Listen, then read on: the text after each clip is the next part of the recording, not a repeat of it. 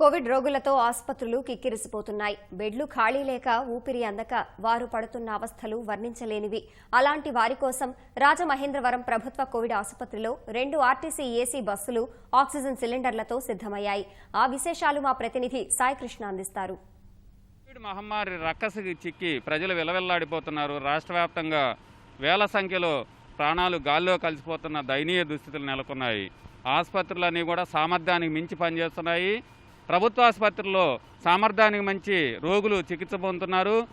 వ్యాధిగ్రస్తులతో బెడ్లు ఖాళీ లేక కిటకిటలాడిపోతున్న పరిస్థితి ఉంది. ఒక్కొక్క బెడ్ మీద 2-3 కూడా చికిత్స అందుతున్న దయనీయ దృశ్యాలు మనకు నిత్యం కనిపిస్తూనే ఉన్నాయి. ఇలాంటి పరిస్థితుల్లో రాజమహేంద్రవరం ప్రభుత్వ ఆసుపత్రిలో 250 పడకల సామర్థ్యంతో పనిచేస్తుంది. అయితే ఇక్కడ నిత్యం 550 మంది పైగా కోవిడ్ వ్యాధిగ్రస్తులు పీడితులంతా కూడా చికిత్స పొందుతున్నారు. వారిపై కాస్త ఒత్తిడి తగ్గించేందుకు రాజమహేంద్రవరం ఎంపీ భరత్రాం వినూత్న ఆలోచన చేపట్టారు.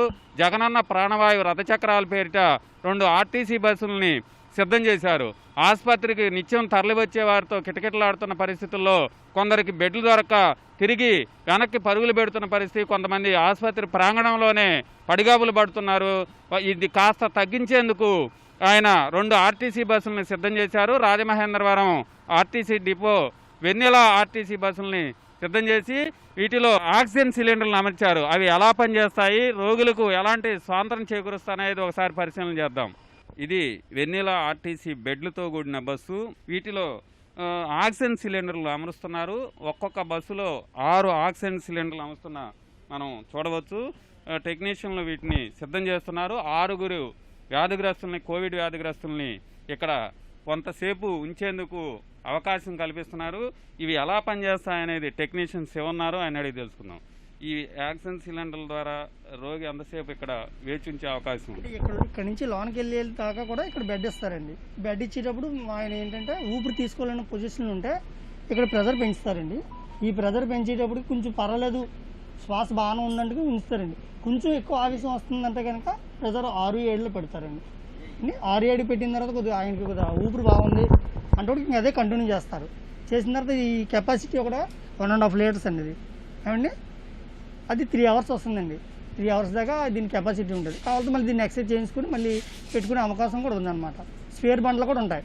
ఇది అయిపోయిన వెంటనే ఇమ్మీడియట్గా ఇంకోటి దీన్ని తీసుకొచ్చి దీంట్లో అమర్చేస్తారండి. ఇది బెల్ట్ సిస్టమ్ అనమాట. ఇది తీసుకొని పెట్టుకుంటారండి. ఇక్కడ ఆక్సిజన్ లెవెల్ పెంచుకునేదండి. రోగు కూడా పెంచుకోవచ్చు. మనమే ఉండకలేదు. డాక్టర్ గారు వస్తారు, గంటకి డాక్టర్ గారు వస్తారు, చూసుకుంటారు.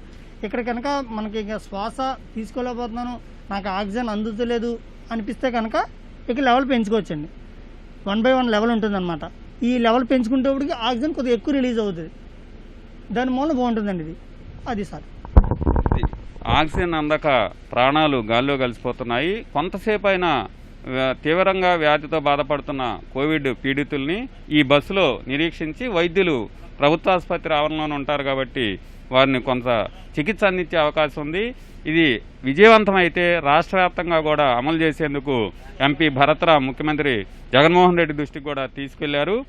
అయితే ఈ సాయంత్రానికి ఈ మొత్తం 6 ఆక్సిజన్ సిలిండర్లు ఒక్కొక్క బస్సులో అమర్చిన తర్వాత ఈ పూర్తి స్థాయిలో వ్యాధిగ్రస్తులకు చికిత్స అందేందుకు సిద్ధం చేస్తున్నారు. రేపు ప్రజాప్రతినిధులు జగనన్న ప్రాణవాయు రథచక్రాలు ఆర్టీసీ బస్సుల్ని కోవిడ్ వ్యాధిగ్రస్తుల కోసం ప్రారంభించనున్నారు. ఇవి విజయవంతమైతే రాష్ట్రంలో పూర్తి స్థాయిలో అన్ని జిల్లాల్లో కూడా అమలు చేయడానికి ఎంపీ భరత్రాం ముఖ్యమంత్రి దృష్టికి కూడా తీసుకెళ్లారు. కెమెరా రమేష్తో సాయికృష్ణ, ఈటీవీ న్యూస్.